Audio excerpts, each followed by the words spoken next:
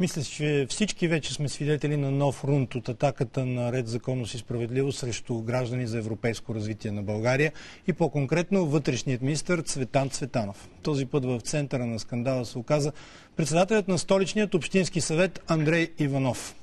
Помолен да коментира твърденията за неговото имотно състояние и за финансирането на ГЕРБ, Цветанов заяви: това, което се изнася и ще бъде изнасено, е сценарий срещу политиката на правителството и конкретно срещу водената битка с организираната престъпност. Край на цитата. Действително ли има сценарий? С организираната престъпност ли е свързан? Това очакваме да ни отговори утвърден експерт в борбата с престъпността. Генерал Атанасов, бивш ръководител на контрразузнаването, настоящ председател на ДСБ София. Добро утро, генерал Атанасов. Радвам се, че сте отново тук при мен. Когато се твърди за правителството, виждате ли, това поредно правителство не се справя в тази област, самообогатяват се, когато се казва, тези са маскари, както се казваше в зората на демокрацията, това не беше ли стар левичарски номер на комунистите едно време, да се покаже, че които и да дойдат, все едно и също ще правят? Вижте, този матч сме го гледали, но има, разбира се, промяна в някои от играчите, в тренерското ръководство, но терена е същите, способите са същите и целите са същите, разбира се. Като казвам, този матч сме го гледали, това се случваше през третата година на управлението на Иван Костов. 2000-та година, лятото, есента и пролетта на 2001 година преди изборите. Сега се случва още на края на първата, началото на втората година от това управление.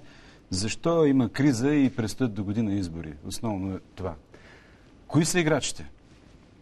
Става въпрос за определени кръгове, свързани с олигарси, обогатили се през последните години. В енергийния бизнес? Всякакъв бизнес. Кръгове, свързани с бившите служби на комунистическия режим, репресивния апарат, държавна сигурност и, разбира се, руската агентура в България и всичко това групирано зад гърба на новия проект на Първанов. Това са силите, които играят. Същите сме ги гледали преди. Има една разлика, която е важно да се каже. Иван Костов като министър-председател воюваше срещу тия сили. Сега Борисов се опитва да се договаря с тях и поред мен това ще му изиграе лоша шега. Ако се заблуждава, че може да се договори, че може да излезе най-хитър от всички. Атаката е съсредоточена срещу вътрешния министър, срещу вътрешното министерство. Ясно защо. И сега срещу софийският лидер на ГЕРБ, председател на Общинския съвет. Да. Това всичко е свързано с атаката срещу Цветанов. Тя е подобна, пак е за имоти. Аз бих казал, и ще се огранича само с това за Андрей Иванов, бих казал, защото според мен в конкретен случай РЗС стрелят на посоки. Трябва да обясним и РЗС какво прави, разбира се, в цялата тази история. Но за Андрей Иванов, вижте, не може да бъде порок това някой да е богат в България. Аз не съм богат, но трябва да спазваме правилата в крайна сметка. Така че нито е порок, нито може да бъде обвинение срещу някой, че е богат. Разбира се, възниква въпроса как се е обогатил. По-големият проблем при Андрей Иванов се състои в това, че той като председател на Общинския съвет, на съветниците в Столичния Общински съвет е в много тежък конфликт на интереси с бизнеса, който е управлявал преди да влезе и който го управляват негови поставени лица. Това е по-тежкият проблем там. Аз няма обаче да... Тоест те не са оцелили точния проблем, искате да кажете? Да, защото такива патрони са им дали. Вижте, става въпрос. РЗС е специфично оръдие, на което му зареждат и ние снаряди, патрони и то стреля. Това е РЗС, те са мъжа. Не стреляше известно време, сега се почнаха да стрелят. Когато му разпоредят, тогава стреля. Но аз, понеже говоря за Първанов, ще ви кажа нещо изключително важно, което не трябва да се пропуска. Импичмента срещу Първанов не успя именно заради поведението на РЗС. Техните гласове, оттеглени в последния ден, като подкрепа, не дадоха възможност да се внесе импичмент срещу Първанов в Конституционния съд.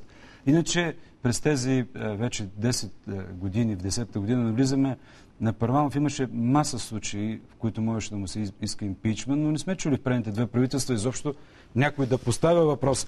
Отделно от това... От това, което вие казвате, връзката каква е? РЗС, Алексей Петров? Вижте, известни са фактите в публичното пространство за това, че Алексей Петров през годините се е възползвал от чадъра лично на Първанов и на оглавяваната от него партия. Един човек, който много мистериозно почина това лято, ги разказваше тези неща, Илия Божинов. Между другото, по това дело там, за неговата смърт нищо не се говори. Аз разбирам от аутопсията много притеснителни неща. Този човек е отровен. Спирам до тук. Сега, 11 ноември президента обявява, твърди Медиапул в момента своя политически проект. Пак ли така да го търсим нещо около РЗС? Ще бе. РЗС е проект, който беше... РЗС е проект, който беше създаден от бившето ръководство на ДАНС през 2008 година. Беше захранен с информация и всичко беше с цел да се отцепват гласове от дясното пространство.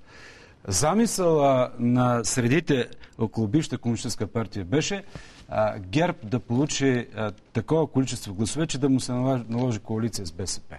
Това беше тяхната игра.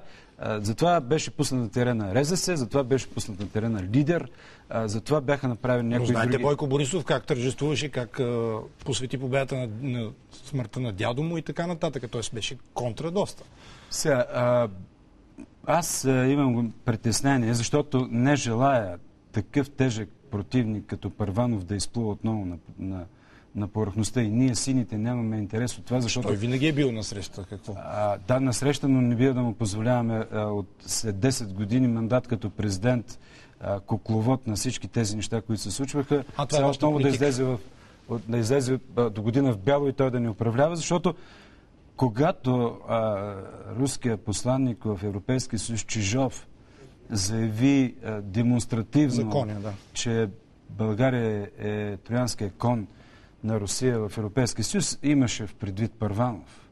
За това става въпрос. Това е ваше твърдение. Аз съм убеден в това. Човека, проводника на руските интереси в България е Първанов. Връзката на руските олигархични среди с българския бизнес. За какво става дума? За транспортни коридори, за газ, за какво? Енергетика, газ. Тези големи проекти, които постоянно се оказва натиск да бъдат реализирани. Южен поток, Белене. Ако Белене бъде реализирано, между 4 и 5 милиарда евро ще бъдат разделени под масата. Нали си давате сметка за какво Добре, става? вие какво ни казвате, че Бойко Борисов и Цветан Цветанов са последната защитна линия? Така ли да ви разбирам? Аз имам притеснение. Ние искаме да има такъв вал, обаче имам притеснение, че той е пробит. Казах ви, че Борисов не желая да воюва с тези среди. Той се опитва чрез посредници, които са му приятели, някои от тях да се договаря с тези среди. За съжаление, Цветанов може да падне жертва на цялата тази история. От друга страна обаче, това, което се случва върху Цветанов, е базирано на обстоятелства доста притеснителни. Този човек не е успял убедително да се защити от атаките.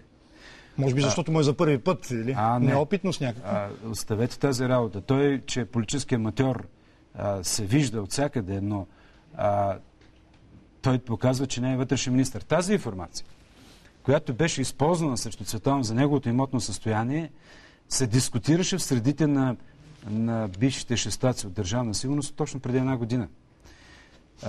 Обсъждаше се от различни среди. Много интересно. Ако Цветанов не е получил тази информация, значи не е никакъв вътрешен министър. Ако е получил и реагира по този нескопосен начин, както реагира сега, това означава, че наистина е политически аматьор. Пуснал е момент.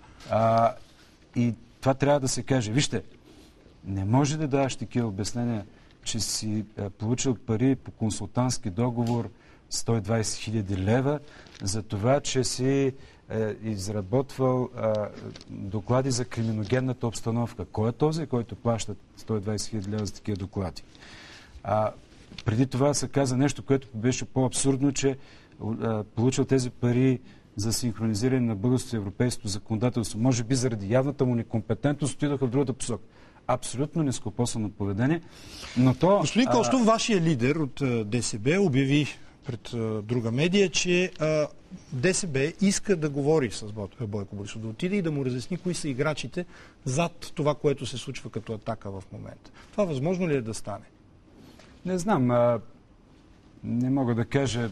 Може би това е публичен. Това го нарича зад колисието, което управлявало, атакувало и така.